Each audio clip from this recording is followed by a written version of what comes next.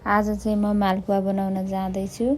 2 कचौरा मैदा लिने अनि आधी कचौरा सुजी हाल्ने त्यसमा, अनि सौंफ हाल्ने, मसिनो पारेर काटेको नरिवलको टुक्रा, मरिचको धुलो, अनि 1 कचौरा चिनी हालेर यसलाई चाहिँ राम्रोसँगले मोल्नुपर्छ।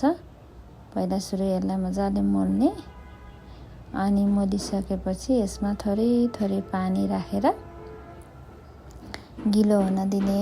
धेरै गिलो पनि पार्न हुँदैन, यसलाई गिलो हुन दिनुपर्छ। आज चाहिँ बिहीबार परेको छ। आज चाहिँ वैशाख महिनाको अन्तिम बिहीबार, एकादशी पनि परेको हुनाले गर्दा मैले चाहिँ विष्णुको लागि यो प्रसाद तयार गर्दैछु।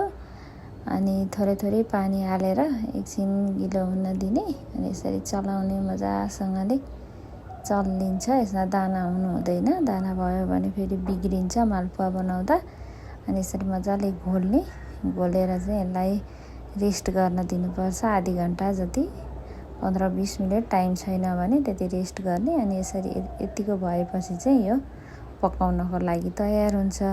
अनि यसरी तातेको तेलमा चाहिँ थोरै थोरै राखेर मालपुवा बनाउन सकिन्छ। मालपुवामा चाहिँ यो सानो डट आयो भने, यो फोका जस्तो हुन्छ नि, त्यस्तो आयो भने चाहिँ एकदम राम्रो मालपुवा भनेर थाहा हुन्छ, राम्रो मिठो खालको बनेको छ भनेर यसरी थाहा पाउन सकिन्छ।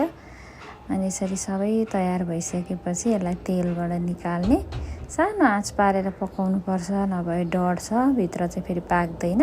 त्यसैले सानो आँच पार्ने र यसरी मालपुवा तयार हुन्छ। सजिलो अनि मिठो मालपुवा तयार भइसकेको छ।